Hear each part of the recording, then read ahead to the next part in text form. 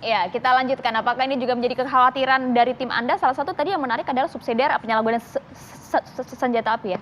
Ya, saya pikir apa yang disampaikan oleh Prof. Gayus ya semangatnya adalah untuk menutup ya lubang celah hukum. Celah. Ya, gap yang besar ya. Tadi kalau kita lihat ya Undang-Undang Nomor 1 tahun 1951 mengenai Undang-Undang Darurat, memang kalau kita lihat dari historisnya dulu kan kenapa diciptakan undang-undang ini untuk mengantisipasi peredaran senjata dari luar, khususnya dari RRC pada saat ada gerakan komunis di Indonesia.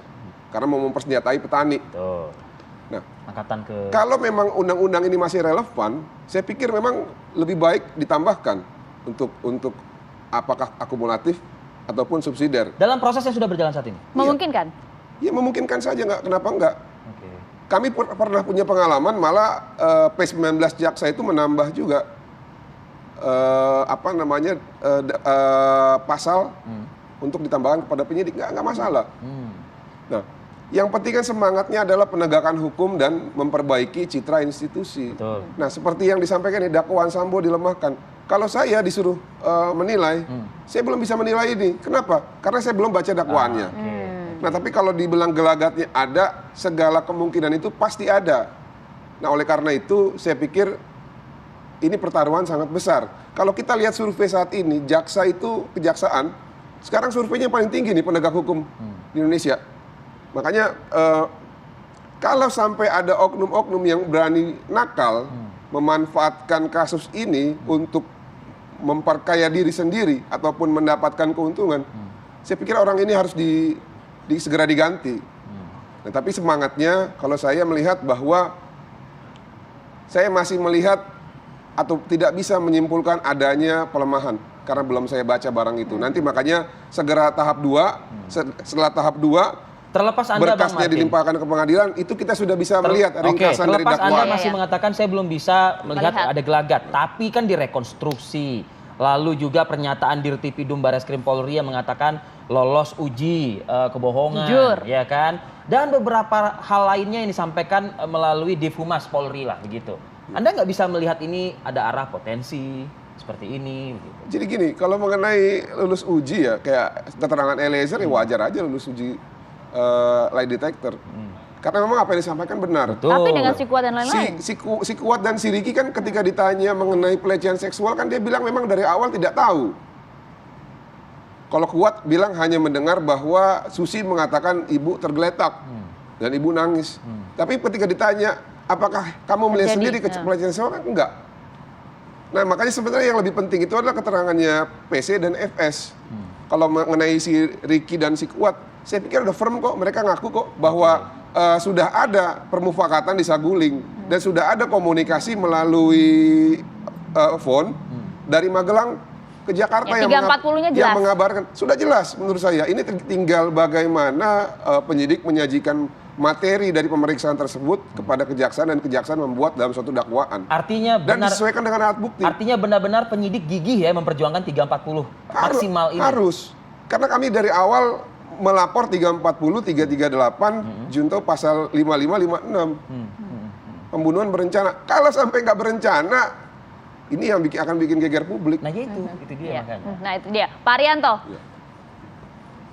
Monggo Pak, ditanggapi Pak. Nah baik, begini, kalau saya mengamatinya begini ya. Sekarang kekhawatiran kepada si Sambo ini mau dikasihkan hukuman yang berat atau kecil itu kan berbeda-beda pendapat. Kalau sementara dari korban dan kemudian masyarakat umumnya kan mengendaki supaya Sambo itu dituntut berat-berat, paling berat lah gitu. Nah sementara kalau yang dari polisi itu kan melihat apa yang terjadi saja. Kalau di sini ya, mengenai tadi apakah diterapkannya mengenai pasal tadi Pak Prof. Gayus tadi kan mengatakan undang-undang darurat itu ya. Itu memang alternatif yang baik juga dimasukkan. Sepanjang memang di situ ada pasalnya. Seingat saya ya undang-undang darurat itu kan barang siapa memiliki, menyimpan, membawa, bunyinya begitu. Yang tidak sah itu dihukum. Tapi kalau menyalahgunakan senjata kelihatannya tidak ada pasal di dalam itu. Sorry ya kalau saya salah ya, saya sendiri nggak begitu paham betul dengan isi itu semua. Tapi setahu saya selama ini undang-undang darurat itu cuma mengatur bahwa kepemilikan, menggunakan, menyimpan dan sebagainya yang tidak sah. Nah kalau itu kan dia kan pakai senjata memang organiknya dia, tapi disalahgunakan untuk bunuh, itu larinya justru kepada yang lebih berat, yaitu pembunuhan ataupun direncanakan dengan menggunakan senjata itu, gitu, kira-kira gitu.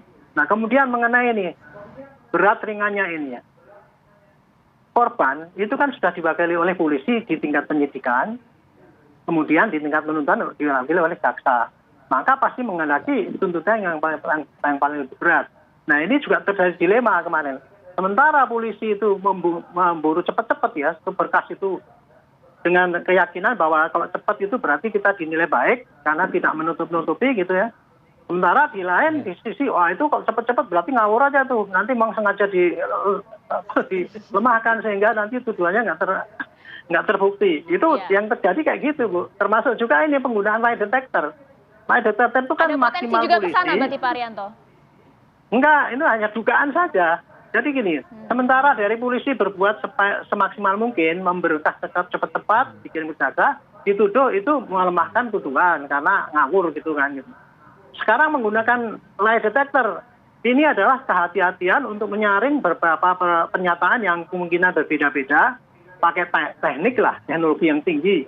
Nah sekarang apa? Minirnya, ini lie detector itu untuk membebas Sambo. Nah kan, itu kayak gitu yang terjadi di media itu kayak gitu loh. Jadi intinya kalau saya sih ya, sekarang polisi kan sudah maksimal mengumpulkan apapun karena polisi tugasnya di sini adalah penyidikan kan, membuat terangnya perkara itu artinya mengumpulkan barang bukti semua sehingga terangkai suatu skenario ataupun kronologis.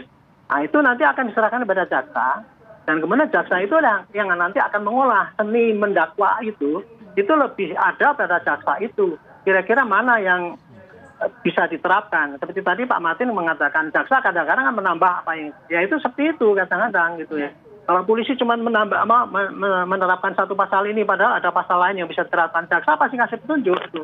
Ini bisa masuk ini, kemudian nanti ditambahin lagi berkas perkara itu untuk melengkapi sesuai dengan yang akan didakwakan oleh jaksa itu. Jadi intinya gitu Pak. Ini jadi sementara polisi berusaha maksimal tapi kemudian ditafsirkan yang lain karena kekhawatiran publik bahwa polisi selama ini masih kurang dipercaya kan selama ini. Akibatnya itu, jadi juga ingin terus. Mengembalikan marwahnya sebenarnya Pak. Enggak. Kan namanya juga ngawal Pak Arianto, namanya juga ngawal. Cuman mengawalnya kan kayak semacam paranoid itu Pak. Itu ya. Jadi gini loh, Pak Kapolri sudah berbuat sebaik mungkin gitu ya. Cepat yang penting ini fokus selesai. Cepet-cepet dibilang ngawur karena sembrono gitu lah. Terus dipakai lie detector gitu supaya betul-betul scientific. Dibilang itu cuma untuk alasan aja gitu. Terus kemudian mengenai masalah pelecehan itu kan. Polisi kan menampung dari kesaksian Bu PC ngomong. Memang dia ngomong pelecehan. Dimasukkan loh ini kok dihidupkan lagi lah.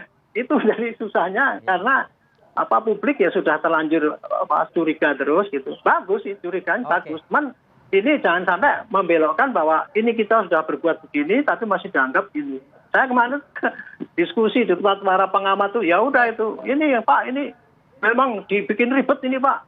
Masa 2 bulan selesai. Kita udah ngirim kemarin dibilang kecepatan kan. Sekarang dibilang lama banget selesai. Kita apresiasi lah, kita apresiasi buat Pak Arianto Sutadi Pak sebagai penasehat ahli Kapolri.